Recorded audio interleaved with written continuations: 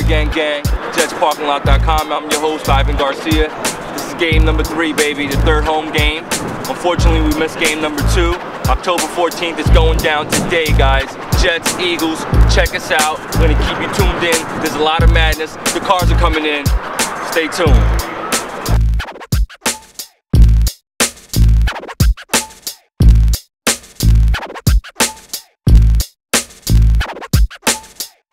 Here's Lauren. She goes around giving the face paintings. This is how it all goes down. Give a little description about what you do, Lauren, and let them know how it all happens. I walk around for 4 hours, see who wants to get done, get them their whole face, which is usually what gets you on TV.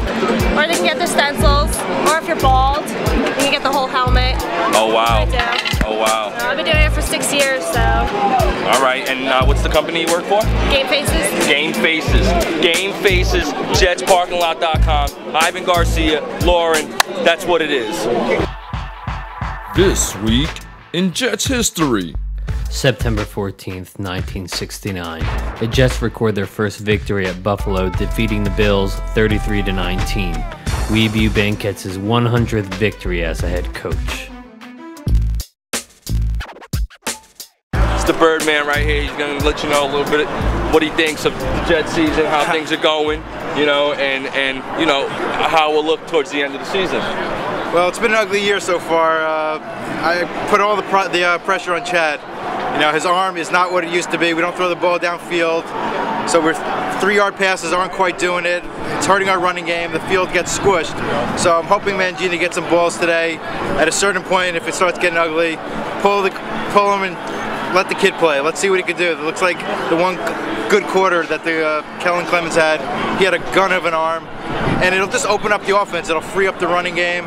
It was exciting to see a young player that we drafted here. Mangini drafted the guy. You know, Chad's a leader. You got to love Chad, what he's done for the organization, but I think it's time to make the change. We're 1-4, 3-yard passes aren't cutting it anymore, and we just need to let the young kid play. We're 1-4, what do we have to lose? If anything, you know, put some wins together and build for next year. So I'm hoping at some point, if it gets ugly, let's make the change and start the new era. There you go, straight from the Birdman, baby.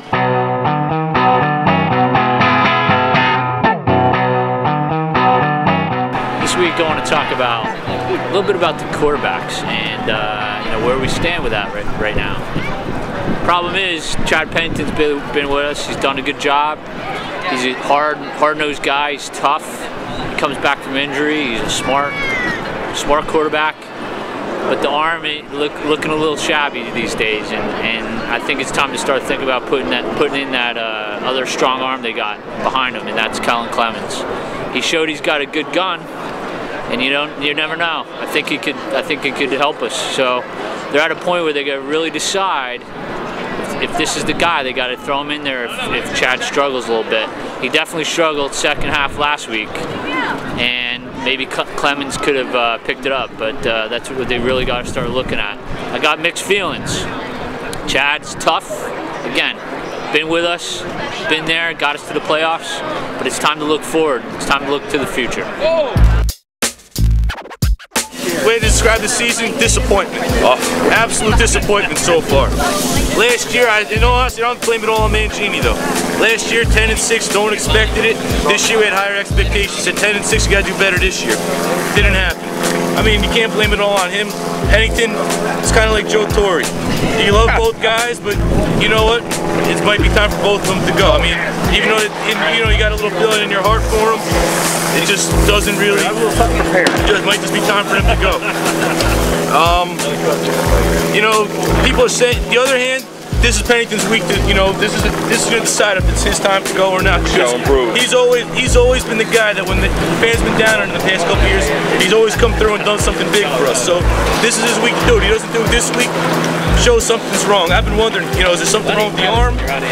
He's usually not like, his arm's usually not that weak. He's got a weak arm, but he's usually able to complete his passes and not make stupid plays. Last week against the Giants, he would have made those throws. You got to wonder, is it something maybe he fell on the arm on a sack or something, or did something go wrong, or is it just he's just time for him to go? I guess that's the overall feel in the Jets parking lot today. Let me ask you, what do you think about the running game this season so far? Another disappointment. We thought Tom Jones coming in here, You figured the running game would improve, we'd be in a better situation, but it's been another disappointment so far. I think you got to blame part of that on Schottenheimer. Also, you know, he hasn't called enough running plays. Our offense has been pretty predictable. Someone from the Giants even made a quote. You know, when Pennington's doing all those audibles at the line, Giants can pick up on a lot.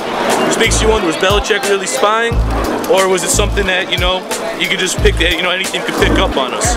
It's a good question. There you have it. That's Lenny from Edison, and that's how we do it. JetsParkingLot.com, baby. All right. Thanks for having me. We'll see you on the next go. I was doing a little festival out in Mattawan, New Jersey. Okay. You want a rib? Want a rib? Thanks a lot, man. Good luck to y'all, all right? Thanks, guys. Log on Monday morning, Tuesday morning. Check it out. Next time I'm here, trust me, I will.